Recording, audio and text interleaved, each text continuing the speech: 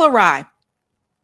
Every now and then she pops in to co-host on The Breakfast Club, but she is a part of a different podcast called the Native Land Podcast, where it's her, Tiffany. I always forget Tiffany's last name, but you guys know what I'm talking about. Angela Rye, Tiffany, and Andrew Gillum. Andrew Gillum ran for office a couple of years ago. And so they have this podcast called the Native Land Pod. And there's another podcast called the Joe Budden Podcast. Joe Budden was a rapper, has his own podcast. It's independent. Native Land Pod is not. Hold on to that for a second. So when we talk about gatekeeping, it's this idea, even among Black people, there's gatekeeping in the Black community as well. And a lot of it can be classist. And what Angela Rye has said, to me, comes off as very classist. Now, this has to deal with Mark Lamont Hill also being a co-host on the Joe Budden podcast, which of course is different from what he does on Al Jazeera, is different from what he does on his YouTube channel, and from when he used to be on CNN. Yeah, it's different. It's more laid back. It's more chill. It is the #1 urban podcast in the country. Okay? Not The Breakfast Club. This one. And so when you go into a different environment, you're going to talk about different things, and you may behave a little bit different way. Just like the same way that I would be at the office is not the same way that I'm going to be with my friends. It's that type of difference. But Angela Rye apparently doesn't think that Mark Lamont Hill should be spending his time with Joe Budden's podcast. Let's go ahead and get into it. I kid you not, man. The gatekeeper of gatekeeping is Angela Rye. Diamond said, "This is absolutely disgusting. Angela Rye judging the podcast from a clip is just nasty. Joe Budden podcast gives Mark so much space and love and allows him to really dictate the flow of the pod. Her comments are so condescending and it's gross." Here comes the bouginess, folks. To have conversations that stretch, or to have conversations where they at least can appreciate a different perspective. I don't know that I'm into that. So I just want Mark to know I'm praying for you, brother. You know that. And I want better for him. I think that he deserves to hold space with people who are at least more compassionate and more eager to learn from his perspective. And clearly, you can take a Negro out the hood, but you can't take the hood out the Negro. So you might not want to keep leaping at Mark. He might just snap and bust your ass next time. I don't know. I don't want him to do that. But to have conversations.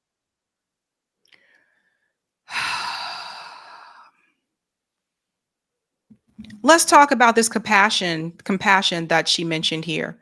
You know, a lot of people who came to know of Angela Rye, if they weren't familiar with her, was when she was a co-host on The Breakfast Club and she interviewed Dr. Jill Stein and Butch Ware when they were running for president for 2024. And that was a very heated conversation. And Butch and Jill schooled Angela Rye, because Angela Rye, for those who are not aware, yeah, she was a lawyer. She's a Democratic strategist. So she spent time on the Hill. You need to understand this. Walk with me here. She's friends with Kamala Harris, as she said so herself. On The Breakfast Club, she's her friend. And so they bring in Angela Rye as kind of like this setup, I guess, to try to like get Jill and Butch Ware and all this type of stuff. And they really schooled Angela and said, this is what we should be fighting for. And what you're pushing with Kamala is milquetoast and is not going to help the working class people. Look, to wrap that up very quickly. What I have noticed about her, and in particular, those who are in that boule space, the Black boule space, they seem to have this perception that if you are a Black academic, you should not be hanging out with them folk. You should be conversating in spaces with other like-minded Black academics like yourself, as if Mark Lamont Hill doesn't already do that. He does do that. But the fact that he's over there with Joe Budden and it's an urban podcast and they crack up a little bit and they joke and all this kind of stuff.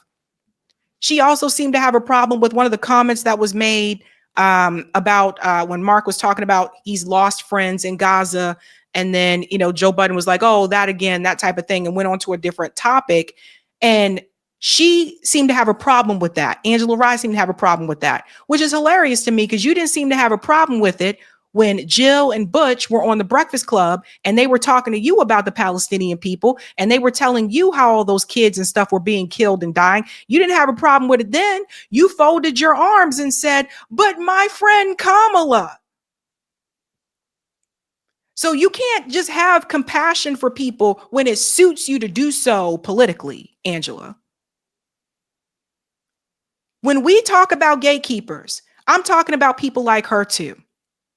This idea that if you are a Black academic, you need to stay in those spaces and only those spaces only. And how dare you go talk to the Black people who don't have a degree? How dare you go talk to the ones who are hood, as she put in this video? Let me tell you something, okay? Let's make it very clear, because I've been on both sides. My parents didn't go to college. My grandparents didn't go to college. My parents grew up in the hood in Baltimore. I went to college. I was able to make, a good life for myself. I'm not rich. I'm not poor. I'm getting by. I still got student loan debt.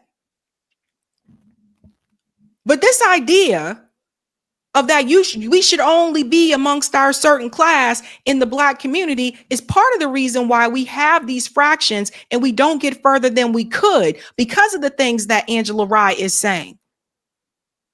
This bouginess, stick your nose up in the air attitude is part of the reason why the Democratic Party is losing support with the Black community, because you don't want to go into those areas because your friend Kamala didn't want to go to the hood. You see what I'm saying? I'm going to look my nose down at these people because they speak this way. You sound like the gatekeepers in the professional managerial class that do the same thing to you. There were white gatekeepers in the PMC class that did the same thing to you because you were Black, regardless of how much education you had.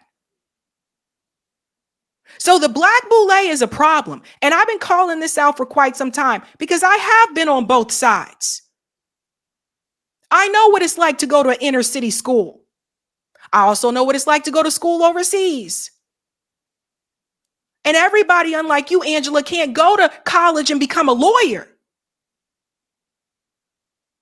And you look down on your nose at the people, the very same community, because they don't talk like you. Because they're not as educated as you. Joe Budden did respond to her. I think we need to see that. It starts with Mark Lamont Hill here, because they did issue a response. In the aftermath of my contretemps with Flip last week. Yahoo? He's doing it now. He's doing it. Yeah, he's doing tricky words. Tricky words. There was a lot of media that came out, but one of the big pods that I saw respond to it, and I just heard it this morning on the way in, was the Native Land podcast, which is a podcast with Andrew Gillum, former mayor of Tallahassee, Angela Rye, formerly of CNN media mogul. Mark, if you're going to do it and give your friends a whole bunch of respect. Tiffany Cross, and I gave y'all a chance to do it. All right, yo, check this out. Check this out. No, because he's being too respectful for me. We gonna turn up. He's supposed to. We gonna turn up. Yeah, but I don't want to. Let him get so big and say they last. Anyway, let me finish the thought. I'll just say this. They put a podcast out responding to what happened between Flip and me, and they offer different perspectives on it. I thought they were generally respectful, and I agree with a lot of what was said. Some of it I had a slightly different take on, but they were basically using this as a kind of launching pad to talk about a bigger issue, which they saw was a dumbing down of America. I think the episode was called the Joe Budden podcast and the dumbing down of America. That's what they called the title. Now, obviously, this is a different setting, right? Like Joe Budden podcast, it's urban, it's different, a little bit more chill, relaxed, that type of thing. And they did call it, they titled it, by they, I mean Native Land Pod, they titled it the dumbing down of America.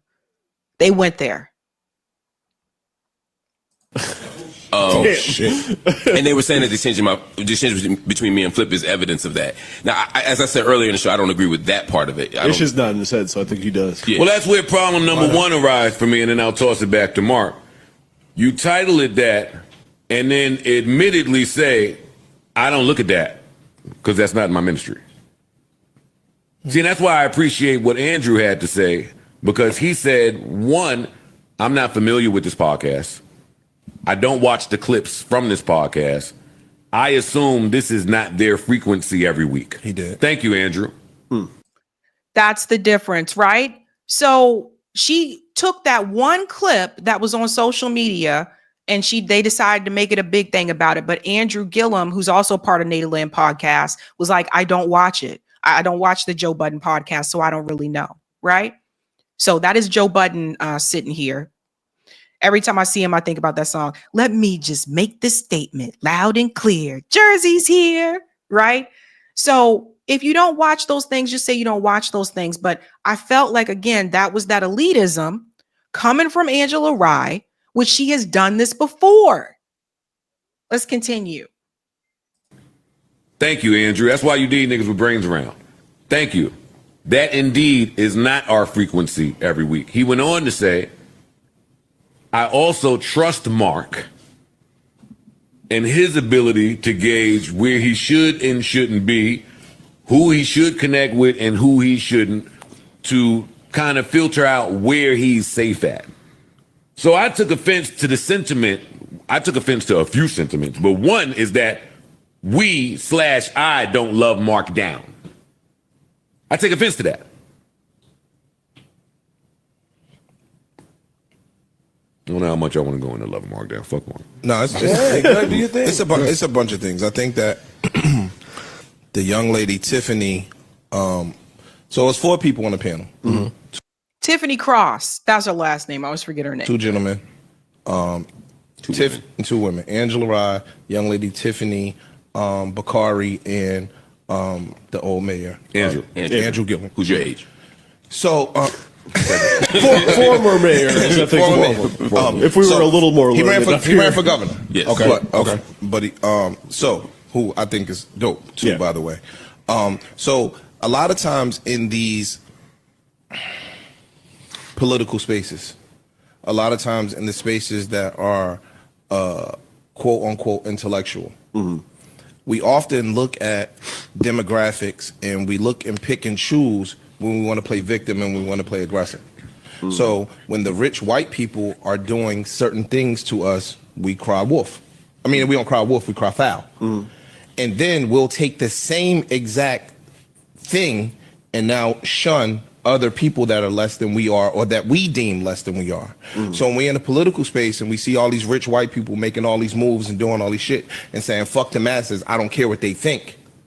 And then the young lady got on the platform and basically called Flip dumb and said, I don't give a fuck what he thinks. I don't want to hear from him because he's not, in my opinion, credible, or his opinion is not valid. It's the same thing that the white people that oppress us say their opinion is not valid. I don't want to give a fuck about the thoughts of sheep when I'm a lion. So I Pause right here. Let me just add to this part here. I think this is really important. I get tired of hearing the so-and-so's not credible thing. And so Tiffany and Angela to make those comments about another Black person who was on a podcast and say, oh, that person's not credible. Why? Because they didn't go to law school? Because they're not a Democrat strategist? Because they didn't work on the Hill?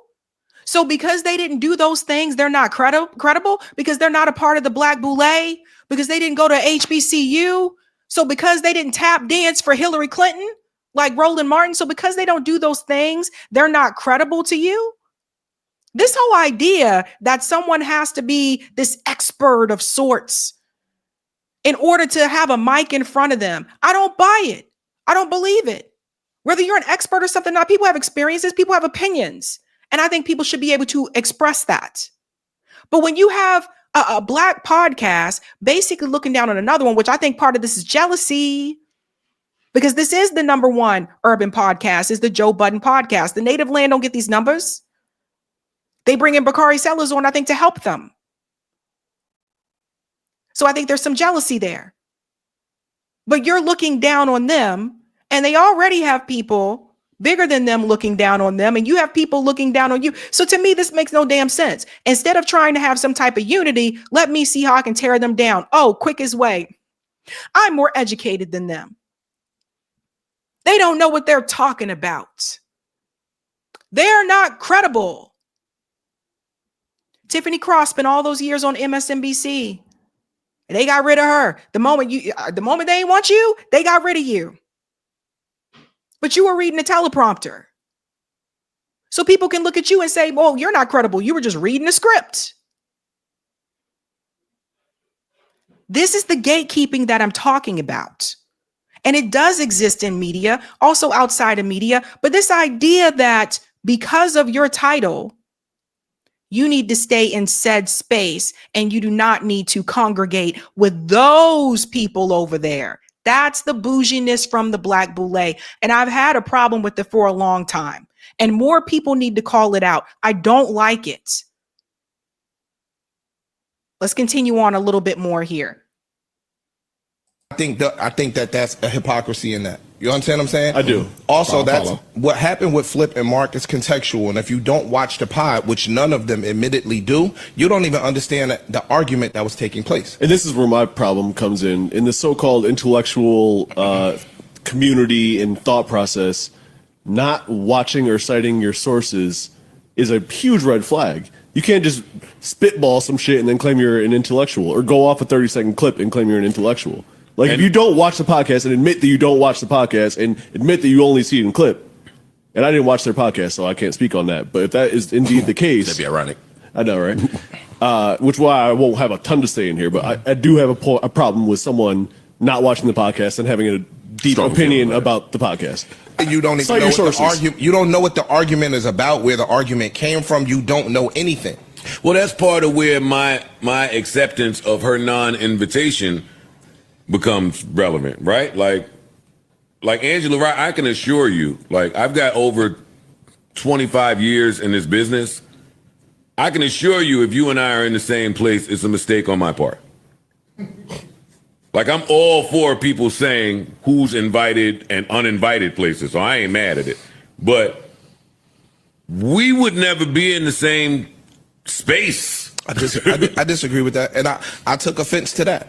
Because it was almost saying that, yo, if you aren't this, if you don't have these accolades, I don't even want to communicate with you. And that's how it is. And this is what I've been saying for quite some time. That's how it is. If you don't have these credentials, I don't want to talk to you.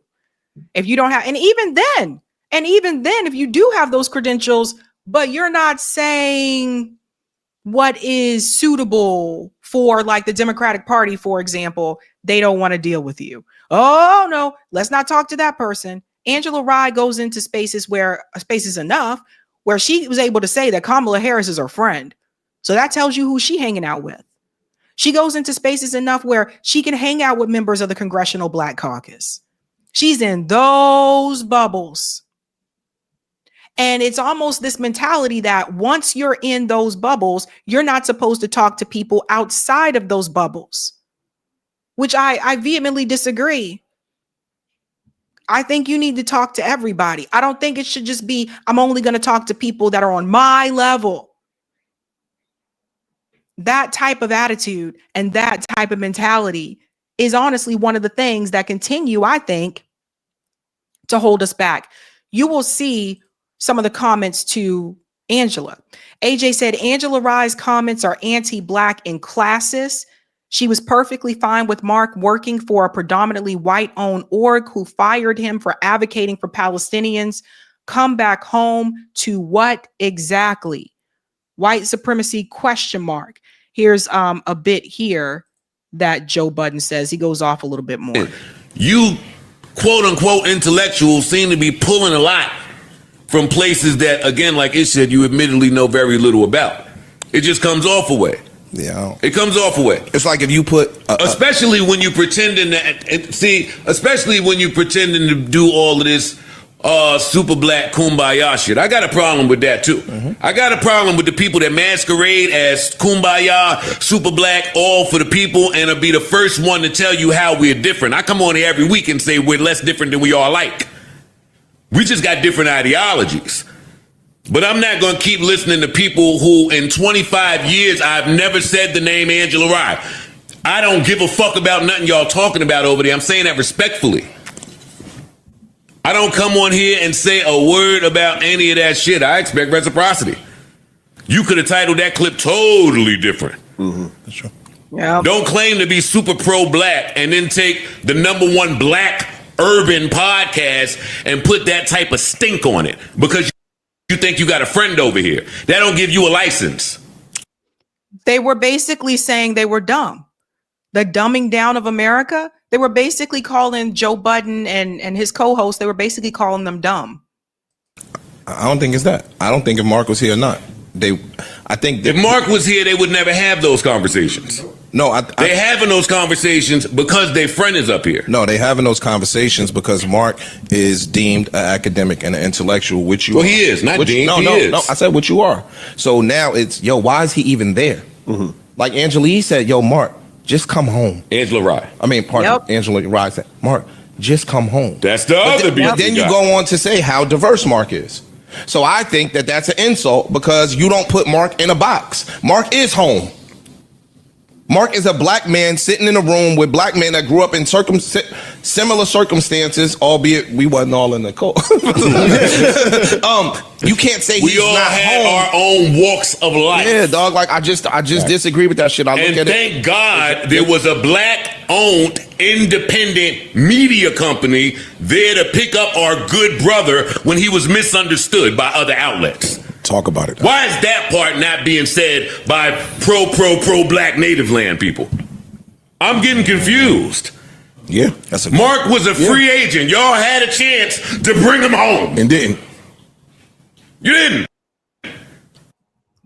That's a really good point. When Mark Lamont Hill was let go by CNN because he talked about Gaza way back in the day, when they started Native Land Pod, did they try to pick up Mark Lamont Hill?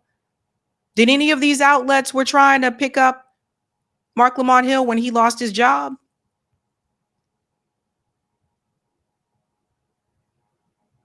The Joe Budden podcast is independent. Keep that in mind. Native Land is not as a part of iHeart Radio, just like the Breakfast Club.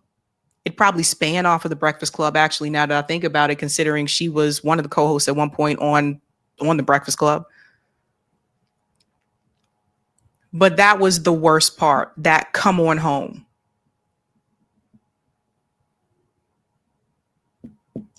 Look, I talk to everybody. We bring people on the show that agree with me on some things. I don't know anyone that agrees with me on everything. I don't agree with anyone on everything, right? We bring people on this show from all walks of life. Sometimes you see other journalists, podcasters, researchers, etc. But then you'll also see me bring on people like the gentleman who came on who just beat the HOA in his neighborhood. We've brought activists on this show. We bring on everybody, people from all different walks of life. I do mutual aid. Like there's a number of us from RBN, we do mutual aid. Like imagine us having that same mindset. Who would we be helping? And then there's this idea of forgetting where you came from. And it's like, no matter how much success you get in your life, never forget where you came from. And especially anything. It's like, I don't like people being put in a bubble, but also this is gatekeeping. You shouldn't talk to these people. You shouldn't talk to, and Mark Lamont Hill, he came onto the show right before the presidential election. He came onto the show. He was a part of a panel. I also went on to his show. Mark Lamont Hill seems to go different places. Like he does talk to different people. But this idea that you shouldn't talk to certain people, that's what I'm talking about. Some of it is political, some of it is classist. And I don't think it should be happening at all. This gentleman here made up a really good point. Lance said, what Angela Rye said about the Joe Budden podcast is exactly why, we ain't gonna say it out on here, is exactly why black men can't advance. And it's crazy since Joe has built one of the largest independently owned black platforms in modern times. Yeah. Angela. Amisha, podcast wars again. I don't think it's a secret to anyone that Budden's podcast runs circles around native land and the audience reach is in another universe. Mark Lamont Hill is there because he wants to reach outside of the academic bourgeoisie, an audience he already has. Well said. You'll look at Native Land Pod here, has a new host. Please join us welcoming Bakari Sellers. So see, now Bakari Sellers is a part of Native Land Pod. Right. Now, she said all that stuff on there about, she was talking about Gaza. That was one of the things she brought up, and about having compassion. Right. Okay. But Bakari Sellers was also an AIPAC puppet. Mr. Pro-Israel Bakari Sellers. So do you see how I say these things that they say don't make any damn sense? Native Land, for the names that they have on that podcast, they should get more views, but they don't. And the reason why they don't is because ain't nobody trying to buy that bullshit. And then also, you just bring it on people who repeat the same thing that you say. You don't bring on people who are different. You just bring on the same people. It's just an echo chamber. And I think people get tired of echo chambers. Joe Budden's podcast, it's an urban podcast. It's a little bit different, but I know I'm going to hear something. I may hear something today that I didn't know about. It's going to be different conversation. But the bougie, classist attitude, that's not going to get you far, man. That's not going to get you far. Hey guys, this was a Sabby clip. If you like what you saw, hit that like button and subscribe.